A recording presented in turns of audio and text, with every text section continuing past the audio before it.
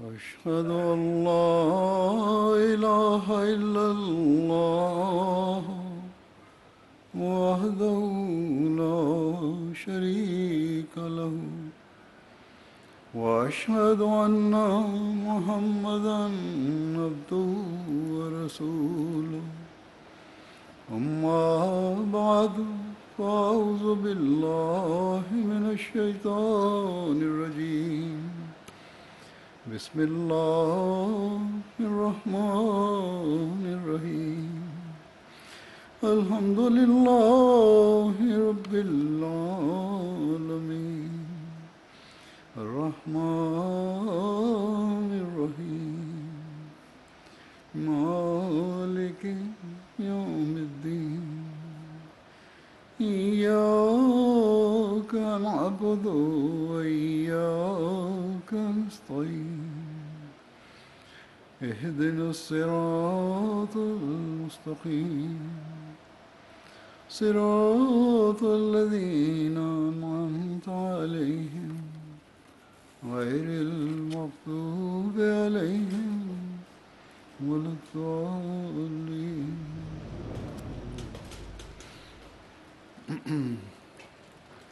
آج میں حقوق مختلف طبقات کے جو ہیں ان کے بارے میں اسی تسلسل کو جاری رکھوں گا جو 2019 کے جلسے کی آخری تقریر میں نے کیا تھا، جس کو کل میں نے لجنہ میں بھی اظہار کیا تھا، جو مختلف طبقوں کے اسلام نے قائم فرمائے ہیں، اور یہ سب حقوق قرآن کریم، حدیث اور حضرت مسیح علیہ الصلوۃ والسلام کے ارشادات کی روشنی میں پیش کروں گا، جن پر عمل کر کے ہی حقیقت میں مختلف طبقوں کے حقوق قائم ہو سکتے ہیں۔ ہم یہ ایمان اور یقین رکھتے ہیں کہ قرآن کریم کی تعلیم کامل اور مکمل اور ہر زمانے کے مسائل کا حل ہے، اور اس پر عمل کیے بغیر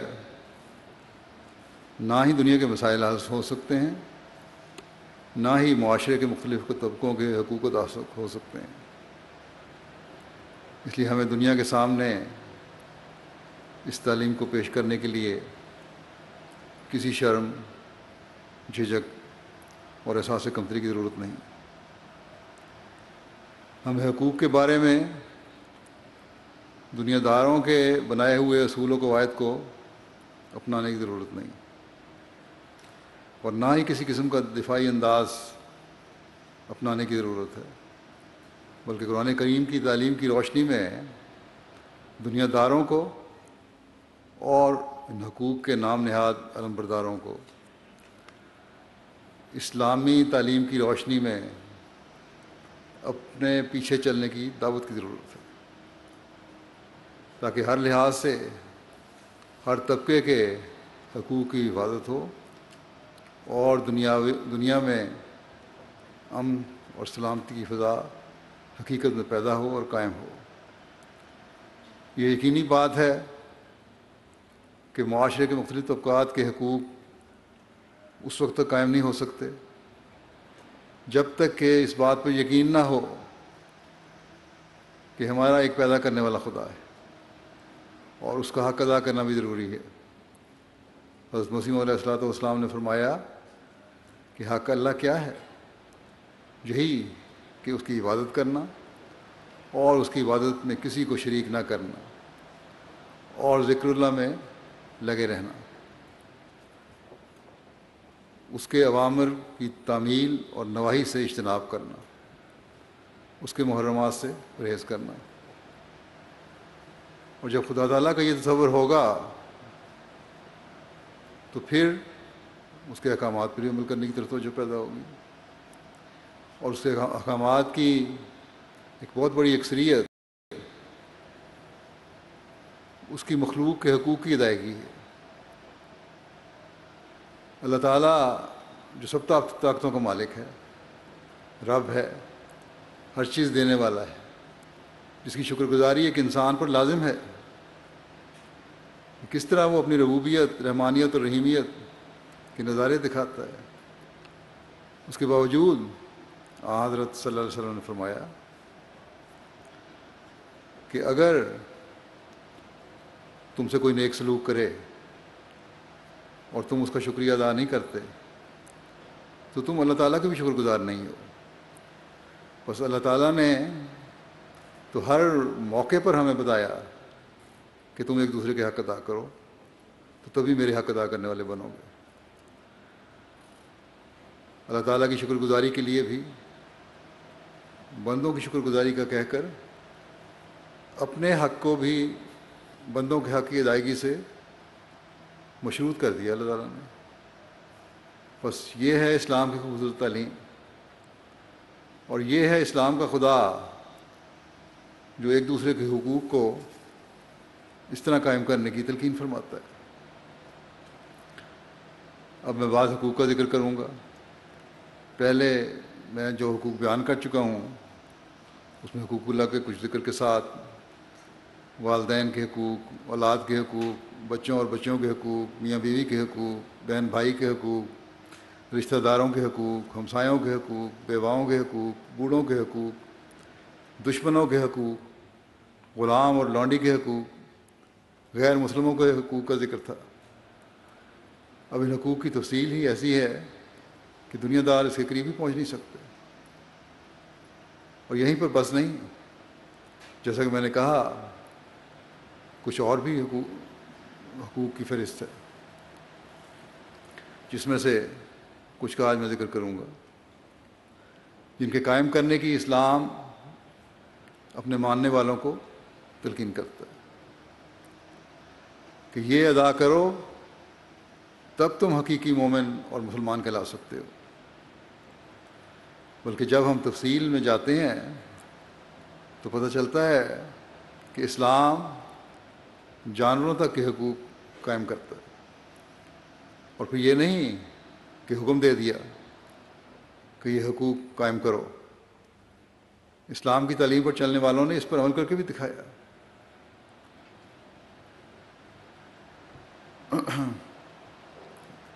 بہرحال جو آج بیان کرنے کے لیے مختلف طبقات کے حقوق میں نے منتخب کیے ہیں، ان میں سے ایک دوستوں کا حق ہے. دیکھیں کس تفصیل سے اللہ تعالیٰ نے اس بارے میں فرمایا ہے.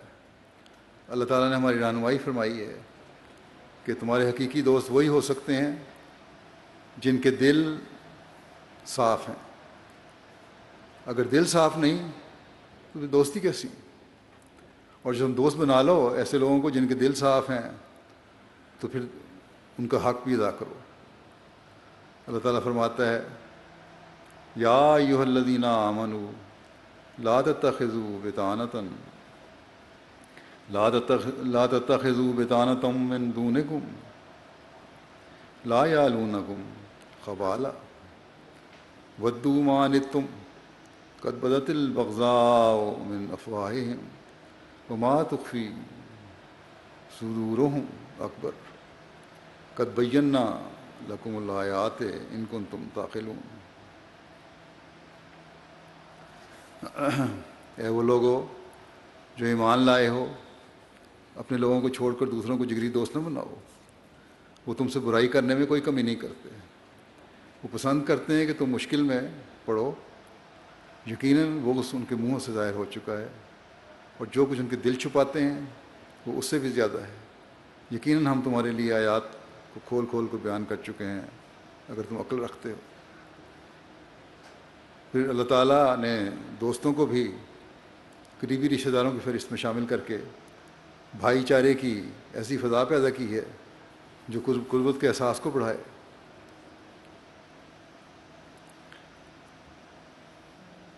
دوستوں کے معیار کیا ہونے چاہیے؟ جب اس طرح دوستی ہو جائے تو اسے قائم بھی رکھنا ہے.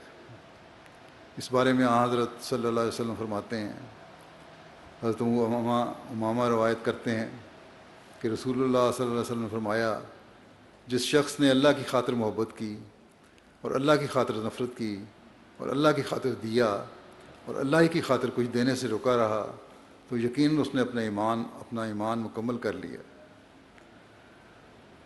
دوستی نبھانا خدا کی خاطر ہے، اور یہی حقیقی دوستی قائم رکھ سکتا ہے اور رکھتا ہے۔ عارضی دوستی نہیں ہوتی جس میں دراریں پڑ جائیں۔ جو اللہ تعالیٰ کی محبت کے بغیر دوستی ہے وہ دوستی عارضی ہوتی ہے۔ پھر ایک روایت میں آتا ہے، حضرت عمر بن خطاب بیان کرتے ہیں کہ رسول اللہ صلی اللہ علیہ وسلم نے فرمایا کہ یقیناً اللہ کے بندوں میں کچھ ایسے بھی ہوں گے جو انبیاء اور شہیدوں میں سے نہ ہوں گے، لیکن قیامت والے دن اللہ کے پاس ان کے رتبے کی تعریف انبیاء اور شہداء بھی کر رہے ہوں گے۔ صحابہ نے عرض کیا، یا رسول اللہ کون لوگ ہوں گے؟ آپ نے فرمایا وہ جو اللہ کی خاطر محبت کرنے والے ہوں گے، کیونکہ ان کے درمیان نہ تو رشتہ داری ہوگی نہ ہی کوئی لین دین کا معاملہ ہوگا۔ اللہ کی قسم ان کے چہرے نور سے پر ہوں گے اور وہ نور سے بھرے ہوں گے۔ جب قیامت والے دن لوگ خوفزدہ ہوں گے تو اس وقت ان کو نہ تو خوف ہوگا اور نہ ہی وہ غمگین ہوں گے۔ بس یہ ہے آپس کی محبت اور دوستی پیدا کرنے کا نتیجہ اور اللہ تعالیٰ کا یہ احسان ان پہ۔ پھر حضرت ابو درداء بیان کرتے ہیں کہ رسول اللہ صلی اللہ علیہ وسلم نے فرمایا، جو بھی مسلمان اپنے بھائی کے لیے اس کی غیر موجودگی میں دعا مانگتا ہے تو فرشتہ اس کے حق میں کہتا ہے کہ تیرے لیے بھی اسی طرح ہو۔ یہاں صرف حقیقی بھائی مراد نہیں، ان کے لیے تو عموماً انسان دعا مانگتا ہے۔ اس بھائی چارے میں غیر رشتہ دار اور دوست بھی شامل ہیں۔ ایسی پیار کی بنیاد ڈالی ہے اسلام نے کہ جس کی مثال نہیں ہے۔ یہ بھائی چارہ اور دوستی ہے جو ایک دوسرے کے لیے دعا تک کرنے کی طرف راغب کرتی ہے اور فرشتوں کی دعا لینے کا بھی ذریعہ بن جاتی ہے۔ پھر حضرت انس بن مالک سے روایت ہے کہ رسول اللہ صلی اللہ علیہ وسلم نے فرمایا، آپس میں بغض نہ رکھو اور نہ حسد کرو اور نہ ایک دوسرے کی غیبت کرو، اور اللہ کے بندو آپس میں بھائی بھائی ہو جاؤ، اور کسی مسلمان کے لیے جائز نہیں کہ وہ اپنے بھائی سے 3 دن سے زیادہ قطع تعلق رکھے۔ یہ ہے بھائی چارے کا اور دوستی کا حق ادا کرنا۔ حضرت ابو اسید مالک بن ربیعہ سعدی بیان کرتے ہیں کہ ہم لوگ رسول اللہ صلی اللہ علیہ وسلم کے پاس بیٹھے ہوئے تھے کہ قبیلہ بنو سلمہ میں سے ایک شخص آیا اور اس نے عرض کیا، یا رسول اللہ صلی اللہ علیہ وسلم، میرے والدین کی وفات کے بعد کیا آپ بھی ان سے نیکی کرنے کا کوئی طریقہ ہے؟ آپ نے فرمایا، ہاں، ان کے لیے دعا اور استغفار کرنا، ان کے عہد کو ان کے بعد پورا کرنا، جو بھی انہوں نے عہد کیے تھے ان کو پورا کرنا، اور اس رشتہ سے صلہ رحمی کرنا جس سے صلہ رحمی صرف انہی کے واسطے سے کی جا سکتی تھی، اور ان کے دوست کے ساتھ عزت سے پیش آنا۔ اب یہاں صرف ہم مذہب دوست نہیں مراد، یہ انہی کا ذکر نہیں ہے بلکہ عمومی دوست کا ذکر ہے۔ یہ ہے دوستی کا حق کہ والدین کے دوستوں کا بھی تم نے حق ادا کرنا ہے۔ حضرت ابن عمر سے روایت ہے کہ رسول اللہ صلی اللہ علیہ وسلم نے فرمایا، سب سے بڑی نیکی یہ ہے کہ انسان اپنے والد کے دوستوں کی خاطر مدارات کرے جبکہ والد کا انتقال ہو چکا ہو۔ مزید کھولا، نسلوں تک یہ دوستی کا حق قائم فرما دیا۔ حضرت اقدس مسیح موعود علیہ الصلوۃ والسلام فرماتے ہیں، اصل بات یہ ہے کہ ہمارے دوستوں کا تعلق ہمارے ساتھ اعضاء کی طرح سے ہے، اور یہ بات ہمارے روزمرہ کے تجربے میں آتی ہے کہ ایک چھوٹے سے چھوٹے عضو مثلا انگلی ہی میں درد ہو تو سارا بدن بے چین اور بے قرار ہو جاتا ہے۔ اللہ تعالیٰ خوب جانتا ہے کہ ٹھیک اسی طرح ہر وقت اور ہر آن میں ہمیشہ اسی خیال اور فکر میں رہتا ہوں کہ میرے دوست ہر قسم کی آرام و آسائش سے رہیں۔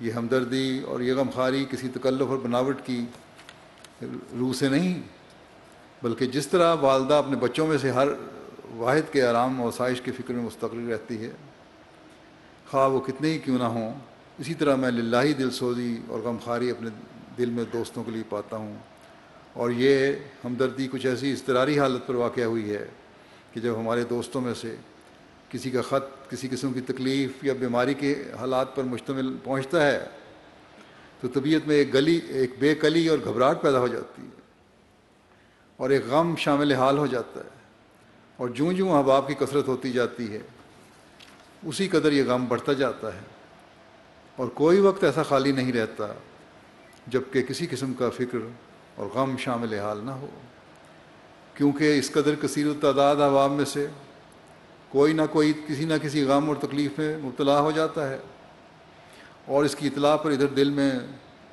قلق اور بے چینی پیدا ہو جاتی ہے۔ میں نہیں بتلا سکتا کہ کس قدر اوقات غموں میں گزرتے ہیں، چونکہ اللہ تعالیٰ کے سوا اور کوئی ہستی ایسی نہیں جو ایسے ہموم اور افکار سے نجات دے، اس لیے میں ہمیشہ دعاؤں میں لگا رہتا ہوں، اور سب سے مقدم دعا یہی ہوتی ہے کہ میرے دوستوں کو ہموم اور غموم سے محفوظ رکھے، کیونکہ مجھے تو ان کے ہی افکار اور رنج میں غم میں ڈالتے ہیں۔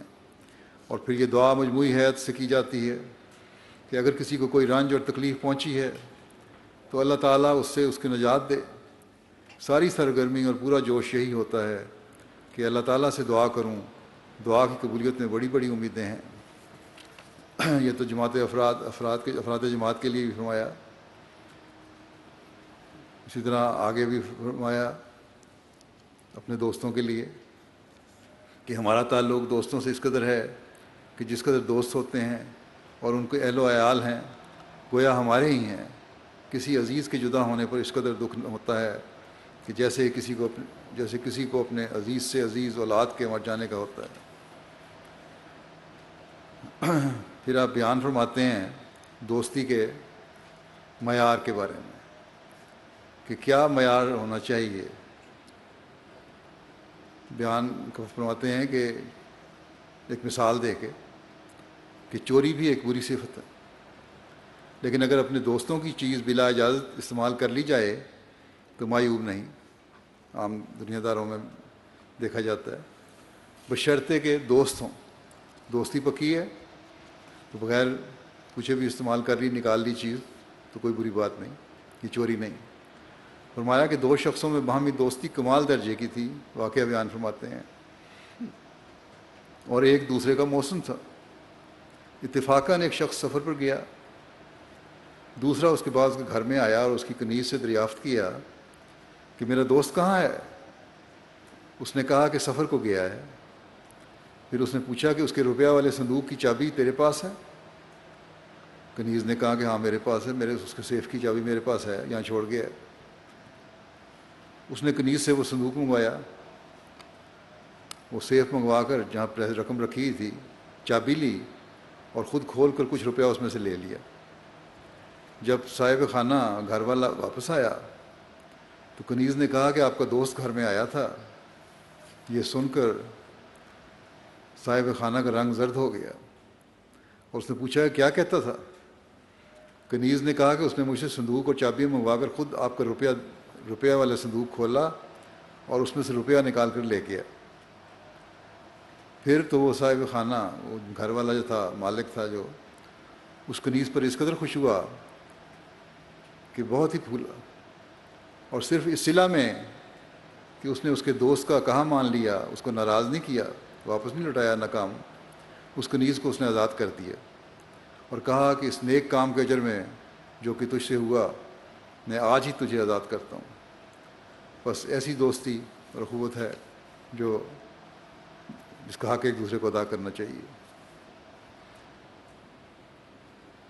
حضرت اس دوستی کے حق کو حضرت اقدس مسیح موعود علیہ الصلوۃ والسلام کس خوبصورت انداز میں ادا کرتے ہیں اور فرماتے ہیں کہ میرا یہ مذہب ہے کہ جو شخص ایک دفعہ مجھ سے عہد دوستی باندھے، مجھے اس عہد کی اتنی رعایت ہوتی ہے کہ وہ کیسا ہی کیوں نہ ہو اور کچھ ہی کیوں نہ ہو جائے، میں اس سے قطع تعلق نہیں کر سکتا۔ ہاں اگر وہ خود قطع تعلق کر دے تو ہم لاچار ہیں، ورنہ ہمارا مذہب تو یہ ہے کہ اگر ہمارے دوستوں سے کسی نے شراب پی ہو اور بازار میں گرا ہوا ہو اور لوگوں کا ہجوم اس کے گرد ہو تو بلا خوف لومۃ لائم کہ اسے اٹھا کر لے آئیں گے۔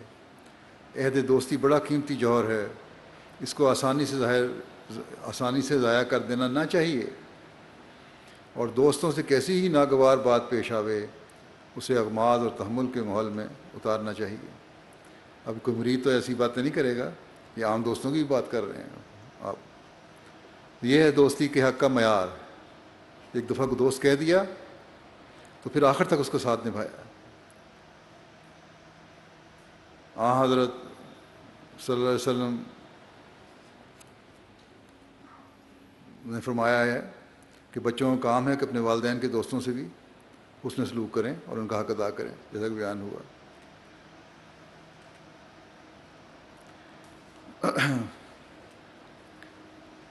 پھر اسلام نے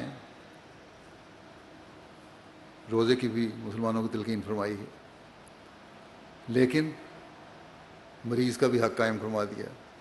اگر مریض ہے تو روزہ کی رخصت ہے جب تک کہ صحت نہیں ہو جاتی۔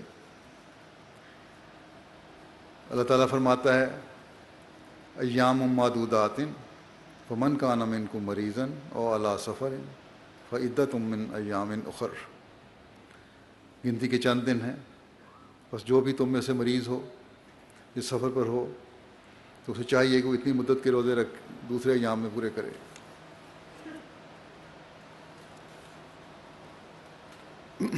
بس یہ حق ہے کہ اس کو چھوٹ بھی دے دی، یہ نہیں ہے کہ ضرور تم نے مریض نے بھی روزہ رکھنا ہے۔ بعض زبردستی اپنے اوپر ٹھونس لیتے ہیں، وہ غلط کرتے ہیں۔ حضرت مسلم علیہ السلام نے فرمایا کہ تمہیں اجازت دی ہے اسلام نے، اگر تم نے رکھ بھی لیا ہے سفر میں یا مریض ہونے کی حالت میں تو بعد میں بہرحال پورا کرنا پڑے گا۔ پھر مریض کا اسلامی معاشرے میں حق قائم کرنے کے لیے جو چھوٹی چھوٹی خواہشات ہیں ان کا بھی احترام کرنے کی ہدایت ہے۔ حضرت ابن عباس سے روایت ہے کہ نبی کریم صلی اللہ علیہ وسلم نے ایک شخص کی عیادت کی، آپ صلی اللہ علیہ وسلم نے فرمایا تم کو کیا خواہش ہے؟ اسے خواہش پوچھی اس کی، وہ بولا مجھے گندم کی روٹی کی خواہش ہے۔ یہ حال تھا صحابہ کا کہ گندم کی روٹی میسر نہیں تھی، ایک خواہش تھی کہ گندم کی روٹی تھوڑی سی مل جائے۔ اس پر نبی کریم صلی اللہ علیہ وسلم نے فرمایا جس کے پاس گندم کی روٹی ہو وہ اپنے بھائی کے لیے بھجوا دے۔ اب یہ کوئی عام چیز نہیں تھی کہ ہر ایک کے گھر میں موجود ہے، فرمایا جس کے پاس ہے وہ اس کی خواہش پوری کر دے۔ پھر آپ نے فرمایا کہ جب تم میں سے کسی کا مریض کسی چیز کی خواہش کرے تو اس کو وہ کھلا دیا کرو۔ حضرت ابو ہریرہ نے بیان کیا کہ رسول اللہ صلی اللہ علیہ وسلم نے فرمایا جس نے مریض کی عیادت کی تو آسمان سے ایک پکارنے والا پکارتا ہے کہ تو بہت اچھا ہے، تیرا چلنا بہت اچھا ہے اور تو نے جنت میں اپنا گھر بنا لیا۔ مریض کی عیادت پہ بھی اللہ تعالیٰ اس طرح نوازتا ہے۔ مریض کے لیے دعا بھی اس کا حق ہے۔ اس میں حضرت صلی اللہ علیہ وسلم کا اپنا اسوہ کیا تھا؟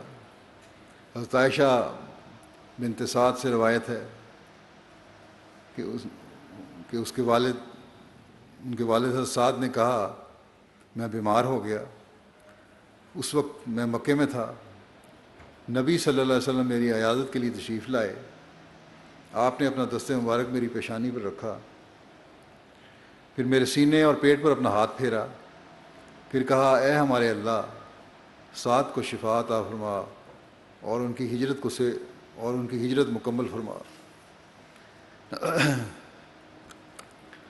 لمبی زندگی کی دعا دی۔ مریض کی عیادت کرنا اور اس کا حق ادا کرنا کتنا بڑا اجر دیتا ہے، اس بارے میں حضرت علی نے بیان فرمایا کہ میں نے رسول اللہ صلی اللہ علیہ وسلم کو فرماتے ہوئے سنا جو اپنے مسلمان بھائی کی عیادت کے لیے آیا وہ جنت کے پھل کی چنائی کے وقت اس میں چل رہا ہے یہاں تک کہ وہ بیٹھ جائے، جب وہ بیٹھتا ہے تو رحمت اس کو ڈھانپ لیتی ہے، اگر صبح کا وقت ہو تو 70,000 فرشتے اس پر رحمت بھیجتے ہیں، یہاں تک کہ شام ہو جائے، اور اگر شام کا وقت ہو تو 70,000 فرشتے اس پر رحمت بھیجتے ہیں یہاں تک کہ صبح ہو جائے۔ تو یہ ہے اجر مریض کی عیادت کا۔ پھر عیادت کا طریق سکھاتے ہوئے آپ صلی اللہ علیہ وسلم نے فرمایا، ابو امامہ رضی اللہ عنہ سے روایت ہے کہ رسول اللہ صلی اللہ علیہ وسلم نے فرمایا، مریض کی مکمل عیادت یہ ہے کہ تم میں سے عیادت کرنے والا اپنا ہاتھ اس کی پیشانی پر رکھے، جیسا کہ پہلے بھی حدیث میں گزر گیا آپ نے جس طرح رکھا، یا آپ نے فرمایا اپنا ہاتھ اس کے ہاتھ پر رکھے، پھر اس سے پوچھے وہ کیسا ہے، اور تمہارا مکمل ترین تحفہ تمہارا آپس میں مصافحہ کرنا ہے۔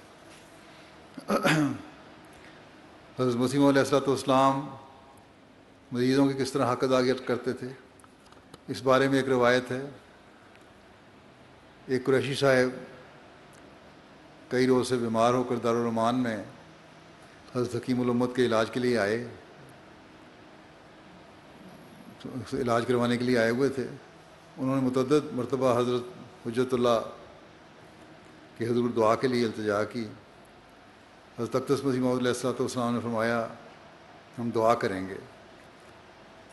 کہتے ہیں ایک دن شام کو اس نے بدریہ حضرت حکیم الامت التماس کی کہ میں حضور مسیح موعود کی زیارت کا شرف حاصل کرنا چاہتا ہوں، مگر پاؤں کے متورم ہونے کی وجہ سے حاضر نہیں ہو سکتا، سوجا ہوا پاؤں چل نہیں سکتا۔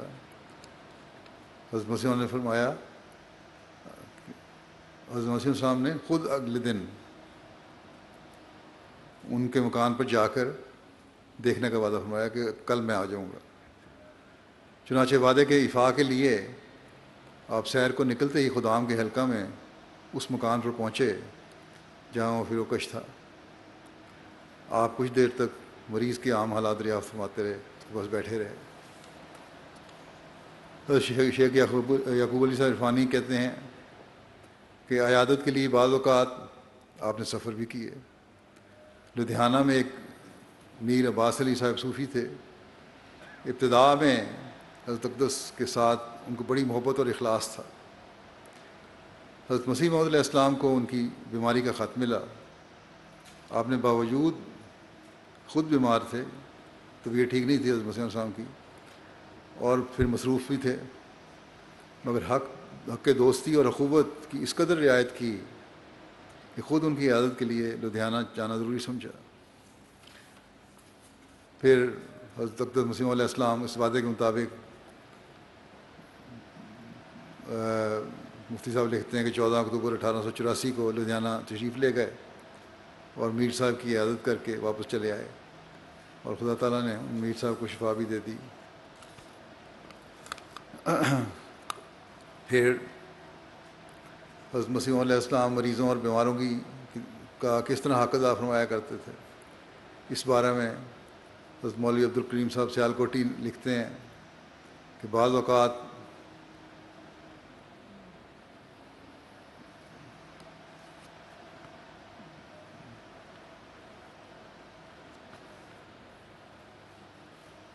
دعا درمل پوچھنے والی دوائیاں لینے والی گنوار عورتیں زور سے دستک دیتی اور اپنی سادہ اور گنواری زبان میں کہتی ہیں کہ مرزا جی ذرا بوا کھولو، کہ مرزا صاحب ذرا دروازہ تو کھولیں۔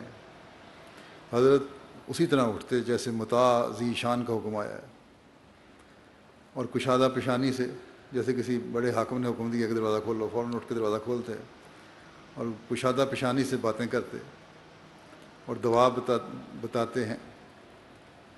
لکھتے ہیں کہ ہمارے ملک میں وقت کی قدر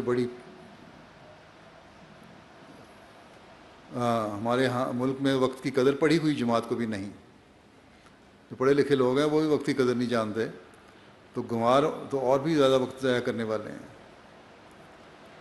ایک عورت بے معنی بات چیت کرنے لگ گئی اور اپنے گھر کا رونا اور ساس نند کا گلہ کرنا شروع کر دیا ہے، اور گھنٹہ بھر اس میں ضائع کر دیا، لیکن حضرت مسیح علیہ السلام وقار اور تحمل سے بیٹھے سن رہے ہیں اس کی باتیں، زبان سے اشارے سے کہتے نہیں کہ بس اب جاؤ دعا پوچھ لی ہے، جان چھوڑو میری، اب کیا کام ہے، ہمارا وقت ضائع ہوتا ہے۔ سیالکوٹی صاحب لکھتے ہیں کہ حضرت مسیح نے یہ نہیں کہا کہ جاؤ اب کیا کام ہے، ہمارا وقت ضائع کر رہی ہے تم. خود ہی گھبرا کر اٹھ کھڑی ہوتی ہے، جب کچھ دیر ہو جاتی تو خود ہی اٹھ کھڑی ہوتی ہے اور مکان کو اپنی ہوا سے پاک کرتی ہے. کہتے ہیں ایک دفعہ بہت سی گنواری عورتیں بچوں کو لے کر دکھانے آئیں. اتنے میں اندر سے بھی چند خدمتگار عورتیں شربت شیرہ کے لیے برتن ہاتھوں میں لیے آ نکلیں، اور آپ کو دینی ضرورت کے لیے ایک بڑا اہم مضمون بھی لکھنا تھا اور جلد لکھنا تھا. میں بھی اتفاقاً جا نکلا.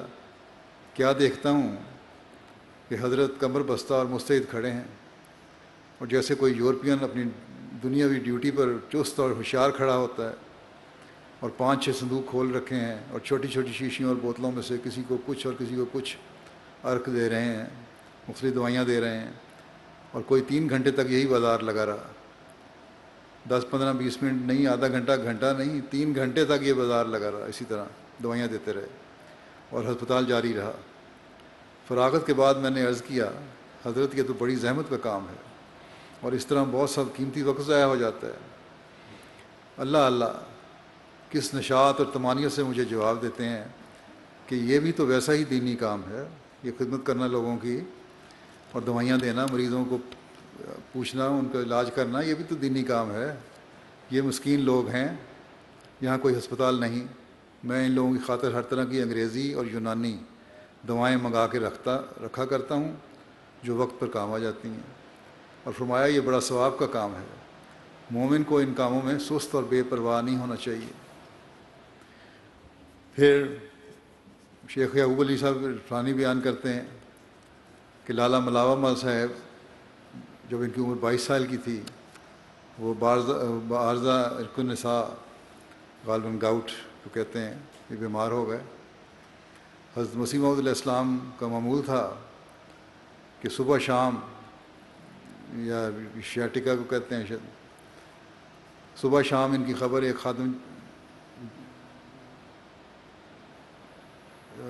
خادم جمال کے ذریعے منگوایا کرتے، اور دن میں ایک مرتبہ خود تشریف لے جا کر عیادت کرتے.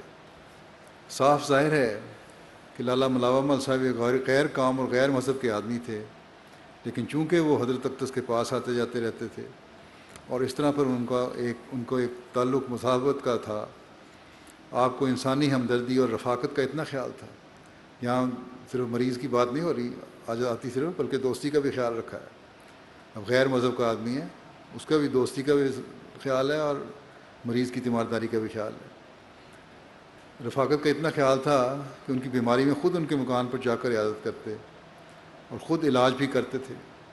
ایک دن لالا ملاوہ مل صاحب بیان کرتے ہیں کہ ایک دوائی انہیں دی گئی، جس کا نتیجہ یہ ہوا کہ رات بھر میں 19 مرتبہ لالا صاحب کو اجابت ہوئی، اور آخر میں خون آنے لگ گیا اور ذوف بہت ہو گیا. صبح معمول کے موافق حضرت کا خادم دریافت حال کے لیے آیا تو انہوں نے اپنی رات کی حقیقت کہی اور کہا کہ وہ خود تشریف لائیں. حضرت مسلم صاحب کو درخواست کی کہ آپ خود تشریف لائیں.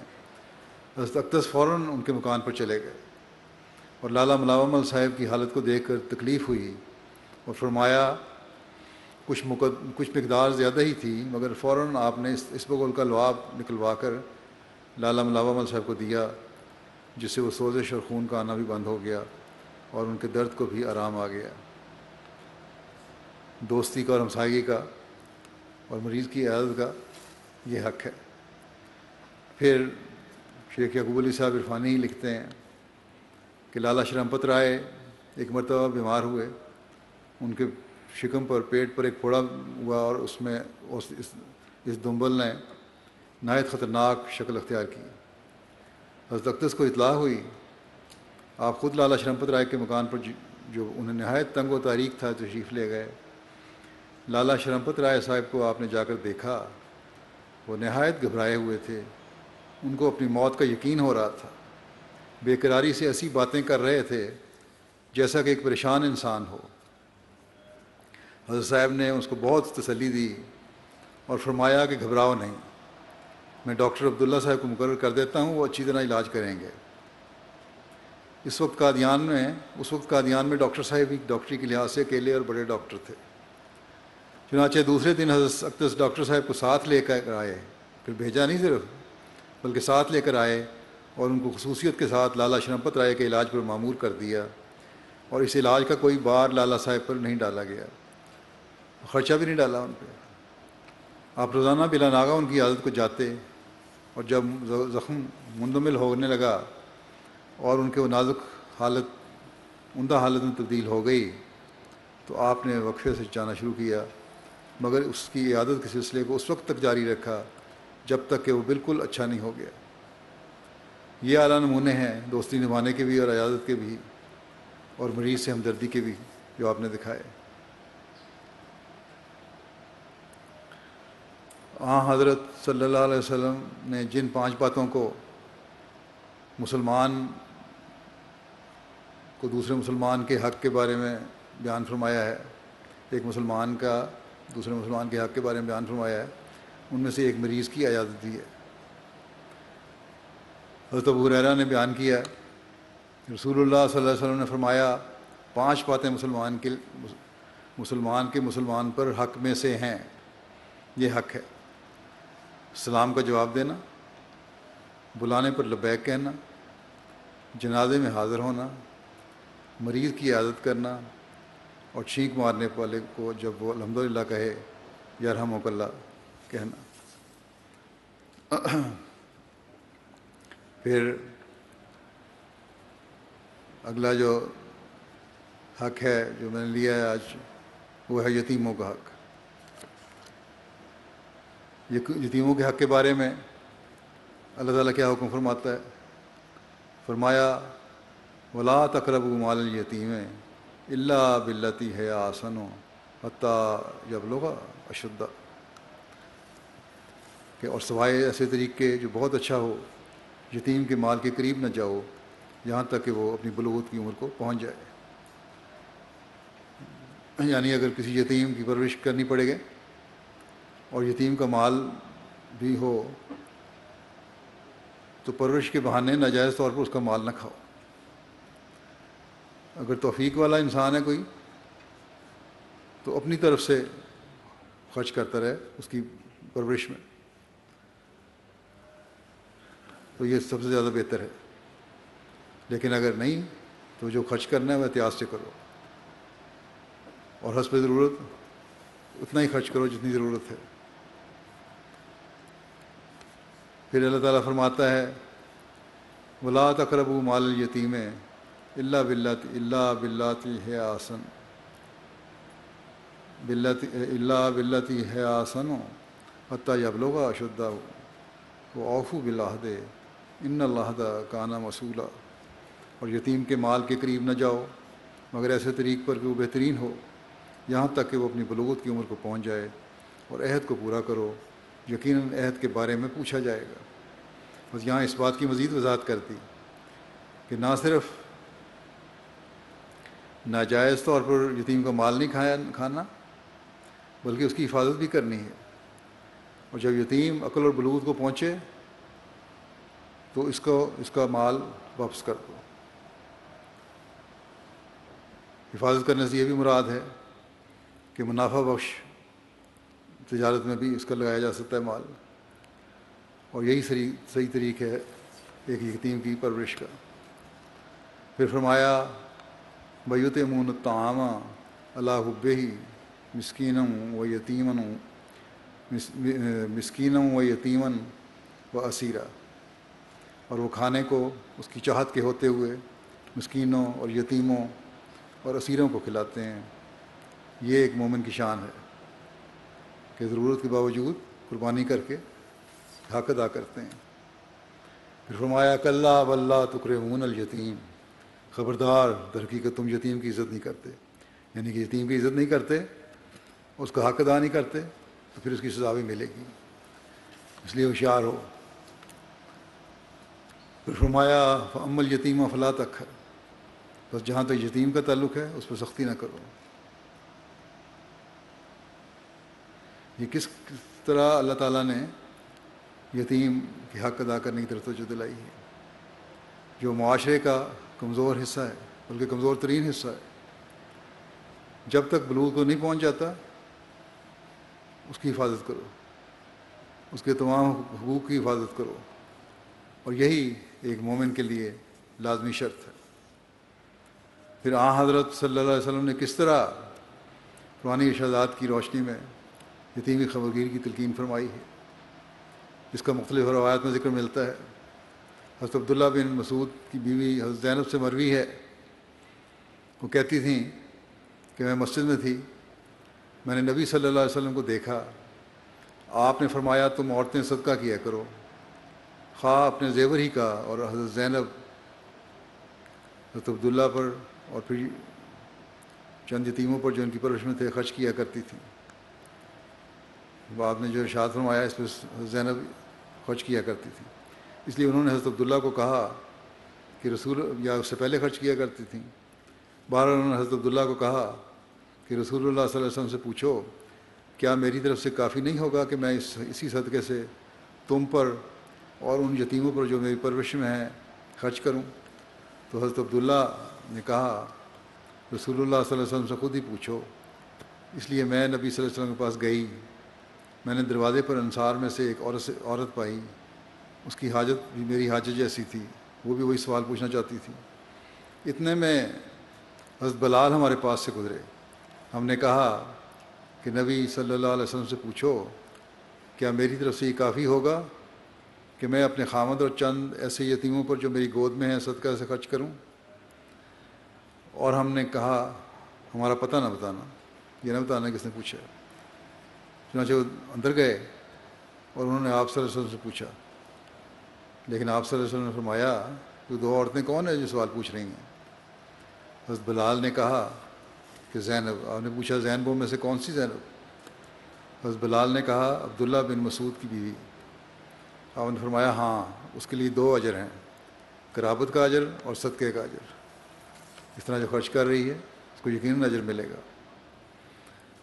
حضرت ابو ہریرہ رضی اللہ عنہ سے روایت ہے کہ رسول اللہ صلی اللہ علیہ وسلم نے فرمایا کہ یتیم کی پرورش کرنے والا اور میں جنت میں اس طرح ہوں گے جیسے یہ دونوں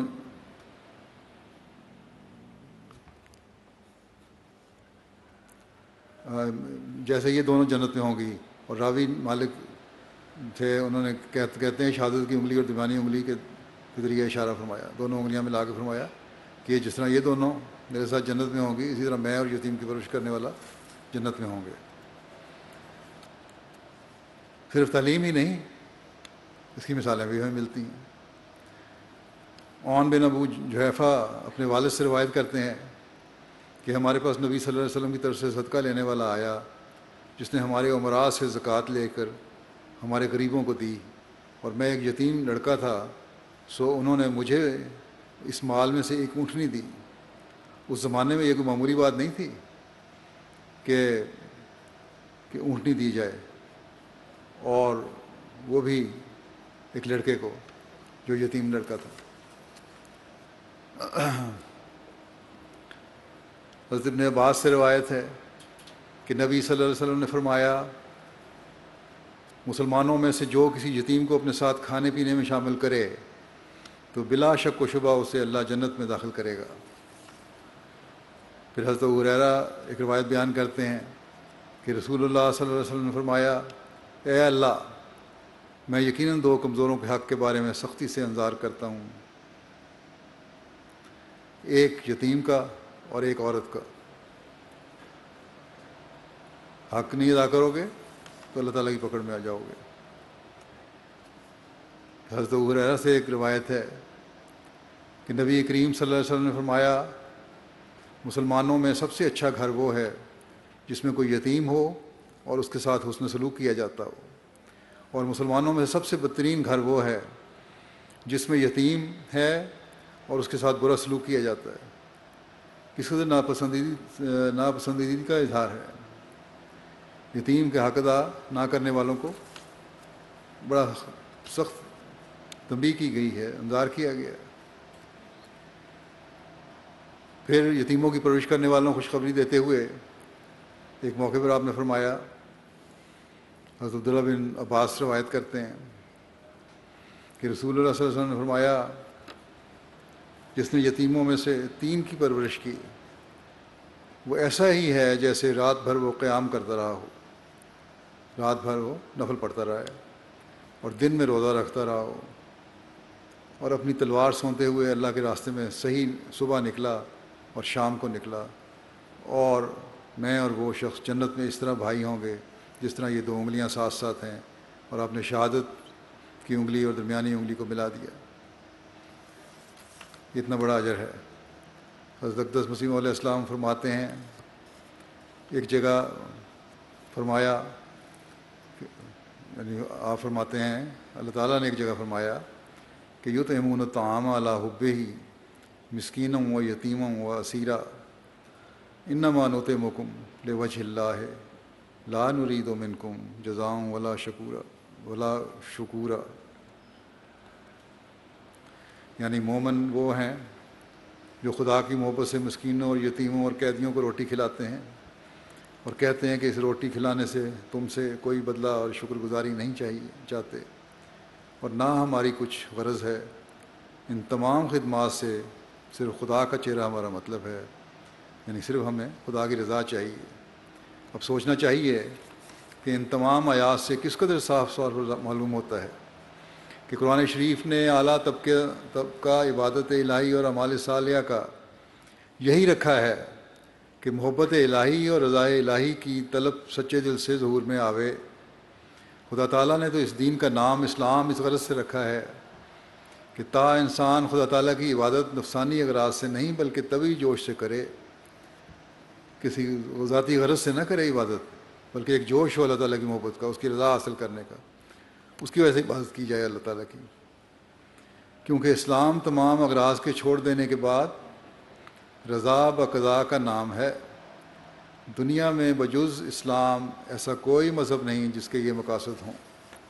فرمایا بے شک خدا تعالیٰ نے اپنی رحمت جتلانے کے لیے مومنوں کو انواع و اقسام کی نعمتوں کے وعدے دیے ہیں، مگر مومنوں کو جو اعلیٰ مقام کے خواہش مند ہیں یہی تعلیم دی ہے کہ محبت ذاتی سے خدا تعالیٰ کی عبادت کریں، اور اس کے لیے یہ یتیموں اور مسکینوں کا حق ادا کرنا ہے جو اللہ تعالیٰ کی محبت پیدا کرتا ہے۔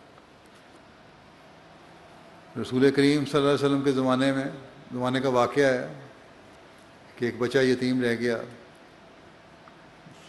تو صحابہ میں آپس میں لڑائی شروع ہو گئی۔ ایک کہتا تھا کہ میں اس کی پرورش کروں گا، دوسرا کہتا تھا اس کی پرورش میں کروں گا۔ آخر رسول اللہ صلی اللہ علیہ وسلم کے پاس یہ معاملہ پہنچا تو آپ نے فرمایا کہ بچہ سامنے کرو اور وہ جس کو پسند کرے اس کے سپرد کر دو۔ بس اس طرح صحابہ یہ فرض ادا کرنے کے لیے ایک دوسرے پر سب کو دل جانے کی کوشش کرتے تھے۔ نعرہ تکبیر، نعرہ تکبیر، حضرت محمد مصطفیٰ، حضرت محمد مصطفیٰ، اسلام احمدیت، غلام احمد کی، غلام احمد کی، خلافت احمدیہ، نعرہ تکبیر۔ اسلام معاہدوں کی پابندی کی بڑی شدت سے تلقین کرتا ہے کہ معاہدے جو تم کرتے ہو ان کا بھی تم نے کس طرح حق ادا کرنا ہے، اور ہر صورت میں انہیں پورا کرنے کی تلقین کرتا ہے۔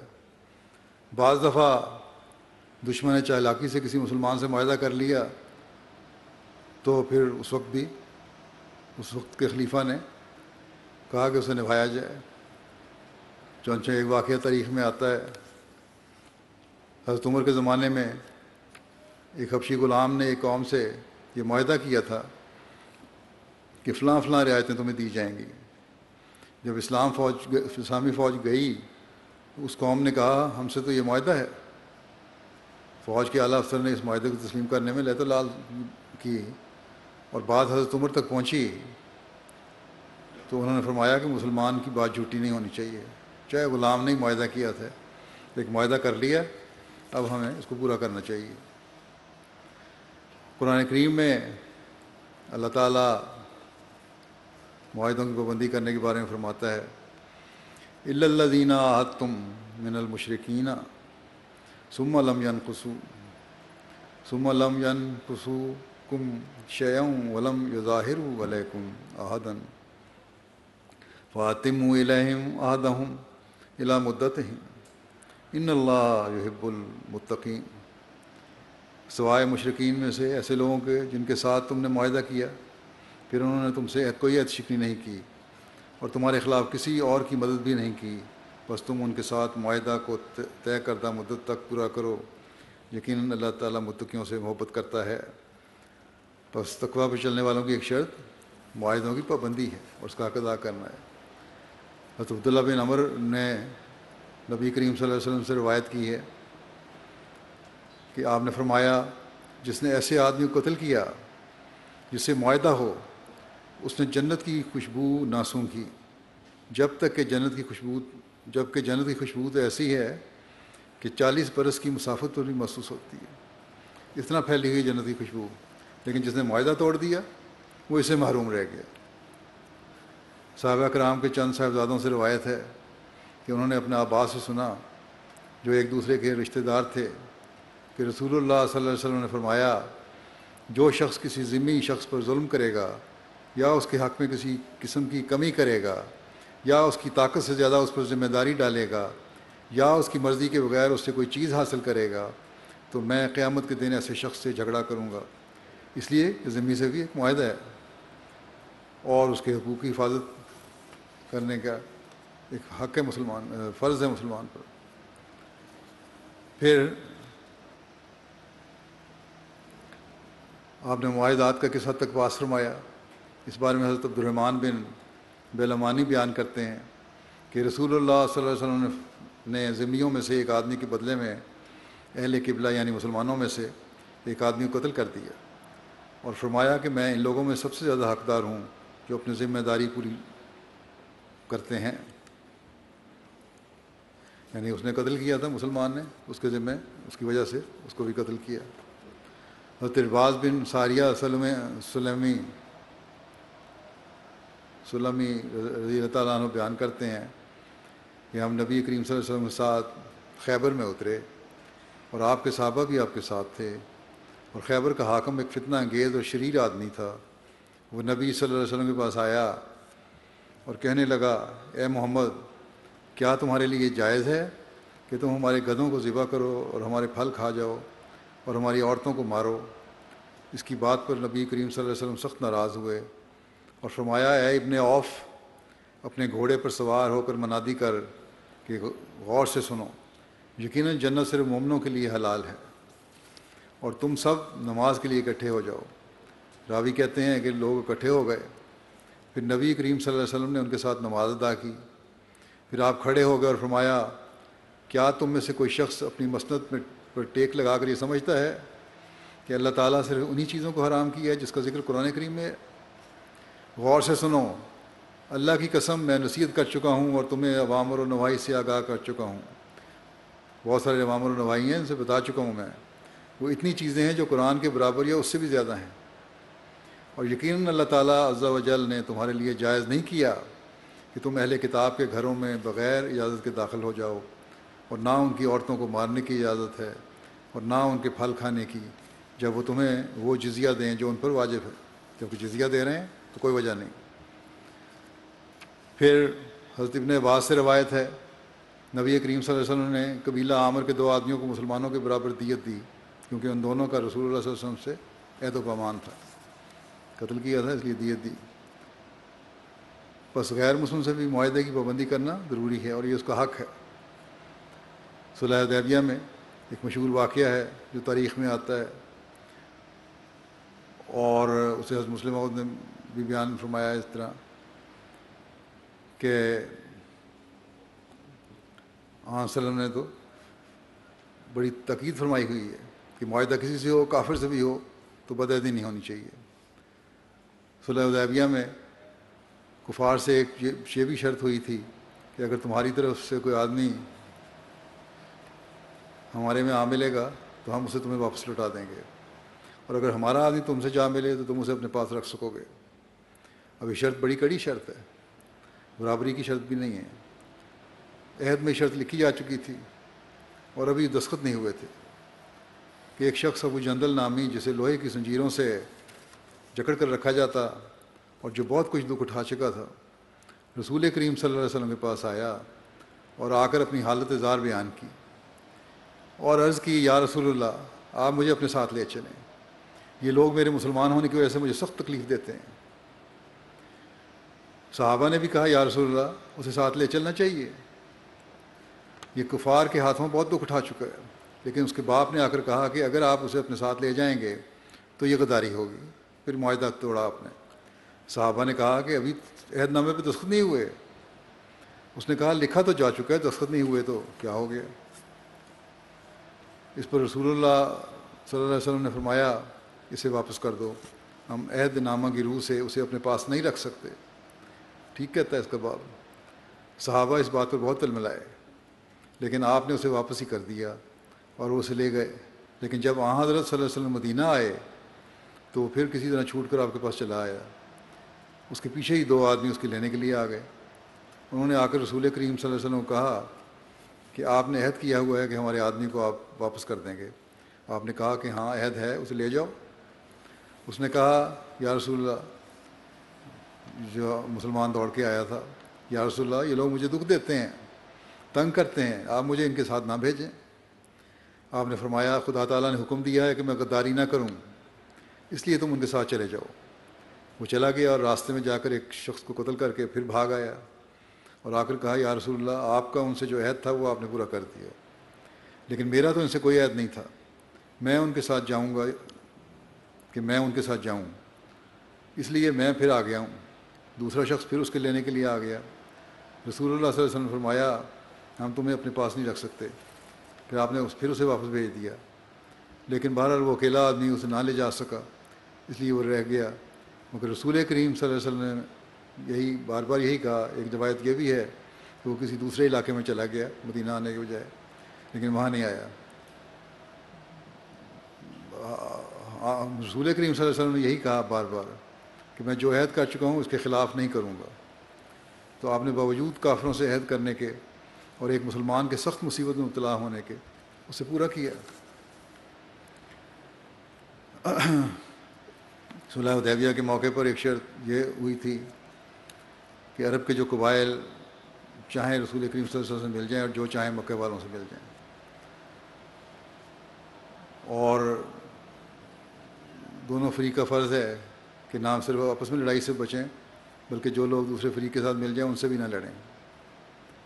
مکے والوں نے اس میں بدعہدی کی اور ایک قبیلہ جو مسلمانوں کا حلیف تھا اس پر انہوں نے حملہ کر دیا۔ ان لوگوں نے رسول کریم صلی اللہ علیہ وسلم کے پاس شکایت کی کہ اور آپ نے اپنے دوست قبیلے کی حمایت پر مکہ پر چڑھائی کا فیصلہ کیا۔ معاہدہ کی روح سے ہی ان کا حق تھا کہ ان کی مدد کی جائے، اور بہرحال مسلمانوں کا فرض تھا کہ اس کو پورا کریں، ان کو حق دلوائیں، اور مکہ والوں کو تو جو معاہدہ توڑنے کی سزا ہے وہ بھی دی جائے۔ بہرحال مکے والوں کو خبر پہنچی، ابو سفیان کو انہوں نے بھیجا، وہ آیا، اس نے مسجد نبوی میں آ کے اعلان کیا کہ میں کیونکہ معاہدے میں شامل نہیں تھا اس لیے نئے سرے سے معاہدہ ہوتا ہے۔ لیکن مسلمانوں نے کہا یہ کیوں بچوں والی باتیں نہ کرو، جو معاہدہ ہو گیا اور تم اس کو توڑ چکے ہو۔ اور وہ سخت شرمندہ ہو کے واپس گیا، اور پھر اس کے نتیجے میں پھر فتح مکہ ہوئی۔ پھر جنگ کرنے والوں کے حقوق۔ عام طور پر جنگیں ہوتی ہیں یا آج کل بھی جو جنگیں ہوتی ہیں وہ صرف اپنی برتری ثابت کرنے اور اپنی حدود کو بھی بڑھانے کے لیے لڑی جاتی ہیں، اور آج کل تو دوسرے ملکوں کے وسائل پر بھی کسی نہ کسی طریقے سے قبضہ کرنے کے لیے ہوتی ہیں۔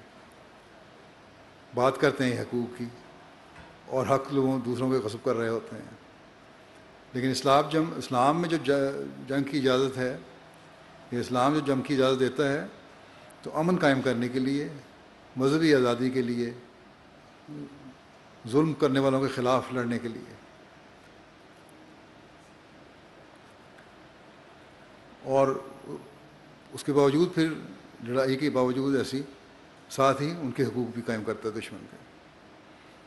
چنانچہ جب پہلا حکم جنگ کا اجازت کا نازل ہوا تو اس میں اللہ تعالیٰ نے اجازت کی وجہ بتا کر اجازت دی تھی کہ اذن للذین یقاتلون بانہم ظلموا وان اللہ علی نصرہم لقدیر، کہ ان لوگوں کو جن کے خلاف قتال کیا جا رہا ہے، قتال کی اجازت دی جاتی ہے کیونکہ ان پر ظلم کیے گئے، اور یقیناً اللہ ان کی مدد پوری قدرت رکھتا ہے۔ الذین اخرجوا من دیارہم بغیر حق الا ان یقولوا ربنا اللہ ولولا دفع اللہ الناس بعضهم ببعض لہدمت صوامع وبیع وصلوات ومساجد یذکر فیہا اسم اللہ کثیرا ولینصرن اللہ من ینصر ان اللہ لقوی عزیز۔ وہ لوگ جنہیں ان کے گھروں سے ناحق نکالا گیا محض اس بنا پر کہ وہ کہتے تھے کہ اللہ ہمارا رب ہے، اور اگر اللہ کی طرف سے لوگوں کا دفاع ان میں سے اور بعض کو بعض دوسروں سے بھڑا کر نہ کیا جاتا تو راہب خانے منہدم کر دیے جاتے، اور گرجے بھی اور یہود کے معبد بھی اور مساجد بھی جن میں بکثرت اللہ کا نام لیا جاتا ہے، اور یقیناً اللہ ضرور اس کی مدد کرے گا جو اس کی مدد کرتا ہے، یقیناً اللہ بہت طاقتور اور کامل غلبے والا ہے۔ اس لیے فرمایا کہ اگر کھلی چھوٹ دے دیں ان لوگوں کو تو پھر تو کوئی مذہبی عبادت گاہ باقی نہیں رہے گی، یہ لوگ حملہ کر کے سب کو ختم کر دیں گے۔ پھر انصاف قائم کرنے کے مقصد کو سامنے رکھتے ہوئے اجازت دی کہ یا ایھا الذین آمنوا کونوا قوامین للہ شہداء بالقسط ولا یجرمنکم شنآن قوم علی الا تعدلوا اعدلوا هو اقرب للتقوی واتقوا اللہ ان اللہ خبیر بما تعملون۔ اے وہ لوگو جو ایمان لائے ہو، اللہ کی خاطر مضبوطی سے نگرانی کرتے ہوئے انصاف کی تائید میں گواہ بن جاؤ، اور کسی قوم کی دشمنی تمہیں ہرگز اس بات پر آمادہ نہ کرے کہ تم انصاف نہ کرو۔ انصاف کرو، یہ تقویٰ کے سب سے زیادہ قریب ہے، اور اللہ سے ڈرو، یقیناً اللہ اس سے ہمیشہ باخبر رہتا ہے جو تم کرتے ہو۔ جنگ قائم کرنے کے لیے حق پھر آن رسول صلی اللہ علیہ وسلم نے کس طرح قائم فرمائے، اس بارے میں ایک روایت ہے۔ سلیمان بن بریدہ اپنے والد سے روایت کرتے ہیں، وہ کہتے ہیں کہ رسول اللہ صلی اللہ علیہ وسلم جب لشکر یا مہم پر کوئی امیر مقرر فرماتے تو خاص اسے اللہ کا تقوی اختیار کرنے اور اپنے ساتھی مسلمان کے ساتھ بھلائی کی تاکید فرماتے۔ پھر آپ فرماتے اللہ کے نام کے ساتھ اللہ کی راہ میں ان لوگوں سے جنگ کرو جو اللہ کا انکار کرتے ہیں، جنگ کرو اور خیانت نہ کرنا، بدعہدی نہ کرنا اور مسلح نہ کرنا، اور کسی بچے کو قتل نہ کرنا، اور جب تمہارا اپنے مشرک دشمنوں سے مقابلہ ہو تو انہیں 3 باتوں کی دعوت دو، بس ان میں سے جو بھی وہ تمہاری طرف سے قبول کریں وہ ان سے قبول کر لو اور ان سے رک جاؤ۔ انہیں اسلام کی طرف بلاؤ، اگر وہ تمہاری بات مان لیں تو ان سے قبول کر لو اور ان سے رک جاؤ۔ ان سے اپنے علاقے سے مہاجرین کے علاقے کی طرف منتقل ہونے کا مطالبہ کرو، اور انہیں بتاؤ کہ اگر وہ ایسا کریں گے تو ان کے لیے بھی وہی حقوق ہوں گے جو مہاجرین کے ہیں، اور ان پر بھی وہی فرائض ہوں گے جو مہاجرین کے ہیں۔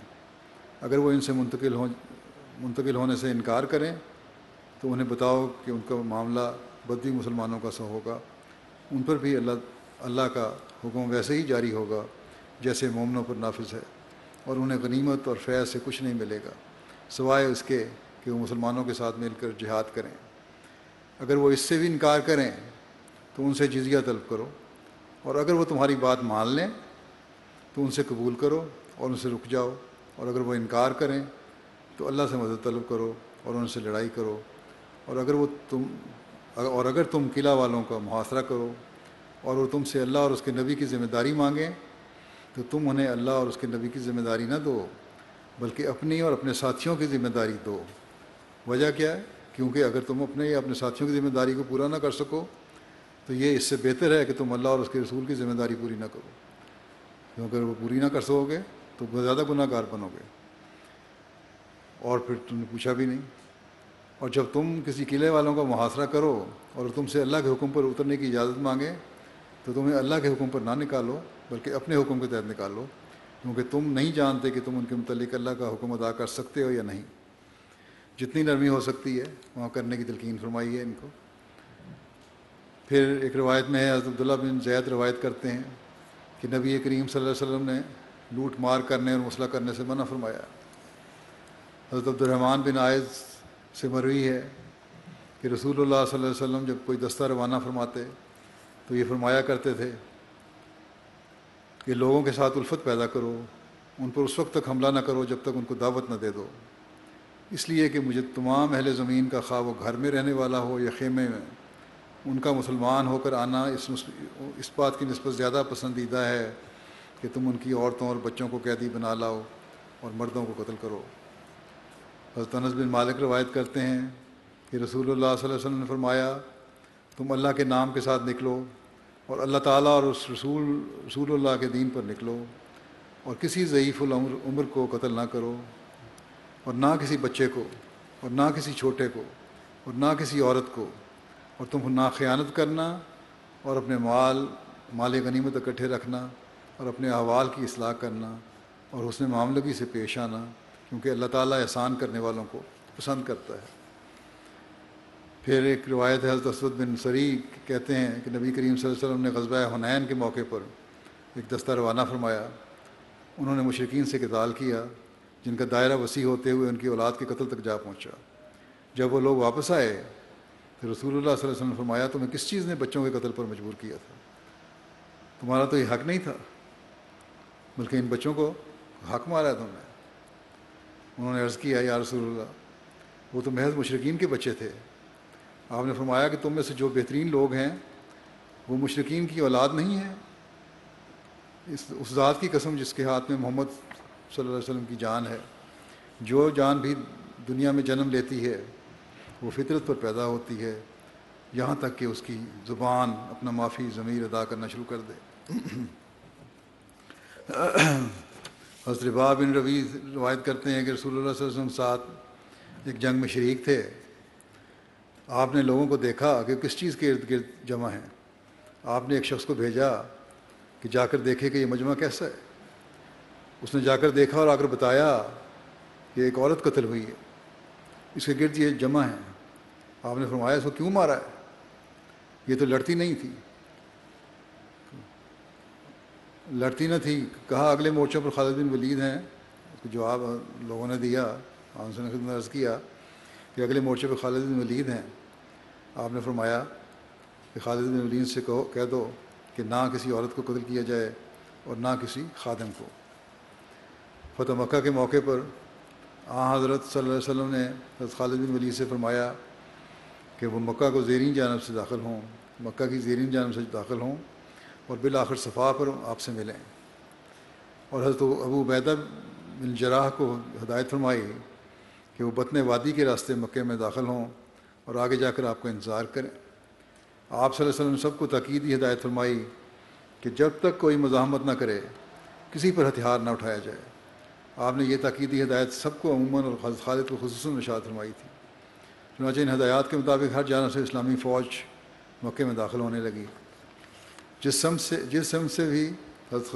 سے حضرت خالد بن ولید مکے میں داخل ہوئے وہاں ابھی امن اور امان کا اعلان نہیں پہنچا تھا، اس لیے وہاں قریش میں سے بعض نے ان کا مقابلہ شروع کر دیا۔ یہاں چونکہ آپ کے مقابلے پر آ کر اکرمہ بن ابی جہل، صفوان بن امیہ اور سہل بن عمر اپنے ساتھیوں کے ساتھ آپ پر حملہ آور ہوئے تھے، اس لیے مجبوراً آپ کو بھی دفاع میں ہتھیار اٹھانے پڑے۔ خندمہ کے مقام پر گویا جھڑپ تھی تو مختصر، مگر اس میں ان کے 12 آدمی مارے گئے دشمنوں کے۔ ان کا انجام دیکھ کر باقی سب بھاگ گئے اور پھر کسی کو مزاحمت یا مقابلے کی ہمت نہ ہوئی۔ اس وقوع کی اطلاع حضرت خالد بن ولید کے پہنچنے سے پہلے حضرت صلی اللہ علیہ وسلم کی خدمت میں پہنچی اور اس درخواست کے ساتھ پہنچی کہ ان کو روکا جائے ورنہ وہ سارے مکے والوں کو قتل کر دے گا۔ حضرت صلی اللہ علیہ وسلم نے فوراً حضرت خالد کو بلوایا اور فرمایا، کیا میں نے تمہیں لڑائی سے منع نہیں کیا تھا؟ حضرت خالد نے عرض کی، یا رسول اللہ، آپ نے یقیناً منع فرمایا تھا، لیکن ان لوگوں نے ہم پر پہلے حملہ کیا اور تیر برسانے شروع کر دیے۔ ہم نے اس پر بھی صبر کیا اور انہوں نے بتایا کہ ہم تم سے لڑنا نہیں چاہتے، اس لیے تم یہ مزاحمت بند کرو۔ انہوں نے ہماری بات انسنی کر کے ہم پر مسلسل تیر اندازی جاری رکھی، پھر ہمیں مجبوراً لڑائی کرنی پڑی، اور پھر خدا تعالیٰ نے ان کو مکمل طور پر رسوا کر دیا۔ حضرت صلی اللہ علیہ وسلم نے آپ کی وضاحت کو قبول فرمایا۔ اس ایک واقعے کے علاوہ وہاں کوئی قابل ذکر واقعہ رونما نہیں ہوا۔ سب کمانڈر اپنی اپنی سمت سے آ کر حضرت صلی اللہ علیہ وسلم کی مقرر فرمودہ جگہ پر آپ سے مل گئے، اور طلوع آفتاب سے کچھ دیر بعد ہی مکہ مکرمہ مکمل طور پر عطا ہو گیا آپ کو۔ آج تو جو اعتراض کرنے والے ہیں وہ اعتراض تو کرتے ہیں اسلام پہ، لیکن بغیر کسی امتیاز کے ہسپتالوں اور اسکولوں پر حملہ کر دیتے ہیں، ایئر ریڈز کر دیتے ہیں، عمارتوں کو ملے میٹ کر دیتے ہیں، گھروں میں بچوں اور عورتوں کو بیماروں کو مار دیتے ہیں۔ کسی کا حق تسلیم کرنے کو تیار ہی نہیں ہیں لوگ، پھر اسلام پر الزام کے حق مارتا ہے۔ کون ہے حضرت صلی اللہ علیہ وسلم اور آپ کے خلفائے راشدین کے علاوہ جنہوں نے اس حد تک حقوق کا خیال رکھا ہو؟ اسلام نے جنگ کی صورت میں بھی دشمنوں کے بعض حملوں کا بعض حقوق کو کس طرح قائم فرمایا ہے، اس کا خلاصہ بیان کرتا ہوں۔ خلیفہ ثانی نے بیان فرمایا ہے کہ کسی صورت میں مسلمانوں کو مسلح کرنے کی اجازت نہیں، یعنی مسلمانوں کو مقتولین جنگ کی حد تک کرنے یا ان کے اعضاء کاٹنے کی اجازت نہیں ہے۔ دوسرے یہ کہ مسلمانوں کو کبھی جنگ میں دھوکہ بازی نہیں کرنی چاہیے۔ 3 یہ کسی بچے کو نہیں مارنا چاہیے اور نہ کسی عورت کو۔ 4 یہ کہ پادریوں، پنڈتوں اور دوسرے مذہبی رہنماؤں کو قتل نہیں کرنا چاہیے۔ 5 یہ بوڑھے کو نہیں مارنا چاہیے، بچے کو نہیں مارنا، عورت کو نہیں مارنا، اور ہمیشہ صلح اور احسان کو مدنظر رکھنا ہے۔ 6 جب لڑائی کے لیے مسلمان جائیں تو اپنے دشمنوں کے ملک میں ڈر اور خوف پیدا نہ کریں اور عوام الناس پر سختی نہ کریں، بلا وجہ نہ ڈرائیں عوام کو، جس طرح ایئر ریڈ کر کے ڈرا دیتے ہیں۔ نمبر 7 جب لڑائی کے لیے نکلیں تو ایسی جگہ پر پڑاؤ نہ ڈالیں کہ لوگوں کے لیے تکلیف کا موجب ہو، اور کوچ کے وقت ایسی طرز پر نہ چلیں کہ لوگوں کے لیے راستہ چلنا مشکل ہو جائے۔ راستوں میں پڑاؤ نہ ڈالیں، خوف زدہ کرنے کے لیے پڑاؤ نہ ڈالیں۔ رسول اللہ صلی اللہ علیہ وسلم نے اس بات کا سختی سے حکم دیا تھا کہ فرمایا جو شخص ان احکام کے خلاف کرے گا اس کی لڑائی اس کے نفس کے لیے ہوگی، خدا کے لیے نہیں ہوگی۔ پھر 8 یہ کہ لڑائی میں دشمن کے منہ پر زخم نہ لگائیں۔ 9 یہ کہ لڑائی کے وقت کوشش کرنی چاہیے کہ دشمن کو کم سے کم نقصان ہو۔ 10 جو قیدی پکڑے جائیں ان میں سے جو قریبی رشتہ دار ہوں ان کو ایک دوسرے سے جدا نہ کیا جائے۔ 11 قیدیوں کے آرام کا اپنے آرام سے زیادہ خیال رکھا جائے۔ 12 غیر ملکی سفیروں کا ادب اور احترام کیا جائے، وہ غلطی بھی کریں تو ان سے چشم پوشی کی جائے۔ 13 اگر کوئی شخص جنگی قیدی کے ساتھ سختی کر بیٹھے تو اس قیدی کو بلا معاوضہ آزاد کر دیا جائے، اگر سختی ہوگی غلط طریقے سے تو پھر اس قیدی کو آزاد کر دے۔ 14 جس شخص کے پاس کوئی جنگی قیدی رکھا جائے وہ اسے وہی کھلائے جو خود کھائے اور اسے وہی پہنائے جو خود پہنے، اور اسی پر صحابہ نے عمل کیا۔ حضرت ابوبکر رضی اللہ عنہ نے انہی احکام کی روشنی میں مزید یہ حکم بھی جاری فرمایا کہ عمارتوں کو مت گراؤ اور پھلدار درختوں کو مت کاٹو۔ عباد الرحمن کی تفسیر کرتے ہوئے ایک جگہ مسلم وہ لکھتے ہیں کہ عباد الرحمن کی ایک علامت یہ بتائی ہے وہ کسی کو ناجائز طور پر قتل نہیں کرتے۔ یہ علامت بھی اپنی پوری شان کے ساتھ ہمیں صحابہ کے مقدس وجود میں جلوہ گر دکھائی دیتی ہے۔ وہ اس حکم پر اتنی سختی سے کرتے تھے کہ باوجود اس کے کہ وہ ایسی قوم سے برسر پیکار تھے جو بزور شمشیر ان سے اپنا مذہب بدلوانا چاہتی تھی، پھر بھی ان کی تلوار صرف ان افراد پر اٹھتی تھی جو عملاً جنگ میں شامل ہوں۔ کسی عورت، کسی بچے، کسی بوڑھے، کسی راہب اور کسی پنڈت یا پادری پر نہیں اٹھتی تھی، کیونکہ وہ جانتے تھے کہ اسلام صرف لڑنے والے افراد سے جنگ کرنا جائز قرار دیتا ہے، دوسرے افراد کو قتل کرنا خود خواہ وہ دشمن قوم سے ہی کیوں نہ تعلق رکھتے ہوں جائز قرار نہیں دیتا۔ آج دنیا کی بڑی بڑی حکومتیں جو اپنے آپ کو عدل و انصاف کا علمبردار قرار دیتی ہیں اور جن کا وجود امن عالم کے قیام کی ضمانت سمجھا جاتا ہے، ان کی یہ کیفیت ہے کہ وہ دشمن اقوام کو ہمیشہ ایٹمی ہتھیاروں سے ہلاک کرنے کی دھمکی دیتی رہتی ہیں، بلکہ عملاً گزشتہ جنگ عظیم میں ہیروشیما اور ناگاساکی پر ایٹم بم گرا کر لاکھوں بے گناہ جاپانی مردوں اور عورتوں اور بچوں کو موت کے گھاٹ اتار دیا گیا۔ اور اب بھی مختلف شہروں میں جو حملے ہوتے ہیں، جنگیں ہو رہی ہیں، عراق میں کیا ہوا، فلسطین میں کیا ہوا، شام میں کیا ہوا، یمن میں کیا ہو رہا ہے، سب کچھ یہی ہو رہا ہے، اور اسے امن عالم کے قیام کے لیے ایک بڑا بھاری کارنامہ قرار دے کر اسے سراہا جاتا ہے کہ ہاں ہم نے کارنامہ سر انجام دے دیا۔ لیکن رسول اللہ صلی اللہ علیہ وسلم اور خلفائے راشدین کے زمانے میں کہیں ایسا ظلم دکھائی نہیں دیتا کہ برسر پیکار ہونے کی حالت میں بھی انہوں نے بے گناہ مردوں اور عورتوں اور بچوں کو تہہ تہہ کیا ہو، مگر یہ لاکھوں افراد کے ناجائز خون سے اپنے ہاتھ رنگنے والے تو عدل و انصاف کے مجسمے کہلاتے ہیں، اور وہ مسلمان جنہوں نے اپنے پاؤں تلے کبھی ایک چونٹی کو بھی نہیں مسلا تھا، انہیں یہ لوگ ڈاکو اور لٹیرا قرار دیتے ہیں۔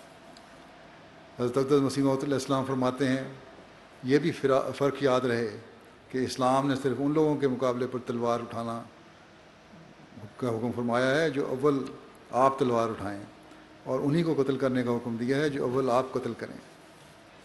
بس یہ چند حقوق میں نے مزید بیان کیے ہیں، اور یہی حقوق ہیں جن کو قائم کر کے ہم معاشرے میں اور دنیا میں امن کی فضا قائم کر سکتے ہیں، امن قائم کر سکتے ہیں، ورنہ دنیا میں امن کی کوئی ضمانت نہیں ہے۔ خاص طور پر جنگ کرنے والوں کے حقوق جو میں نے ذکر کیا ہے، اس طرح اگر حکومتیں اپنے فرائض کو نہیں سمجھیں گی اور دوسروں کے حقوق ادا نہیں کریں گی تو پھر عالمگیر جنگ کے لیے بھی تیار رہیں، جس کی تباہی پھر ہر تصور سے باہر ہے۔ اللہ تعالیٰ ان دنیا داروں اور ان دنیاوی حکومتوں کو عقل دے اور اپنی اناؤں کے بجائے انسانیت کو بچانے کی فکر کرنے والے ہوں۔ بس اس لحاظ سے آج ہر احمدی کا کام ہے کہ دعا کرے کہ دنیا تباہی اور بربادی سے بچ جائے اور واحد اور لا شریک خدا کو مان لے، اور حضرت صلی اللہ علیہ وسلم کی تعلیم کو سمجھنے والی اور عمل کرنے والی بن جائے، اور یہی ان کی بقا ہے، اور یہی ان کی بقا کی ضمانت ہے، یہی ان کی نسلوں کی بقا کی ضمانت ہے۔ اللہ تعالیٰ ان کو عقل دے۔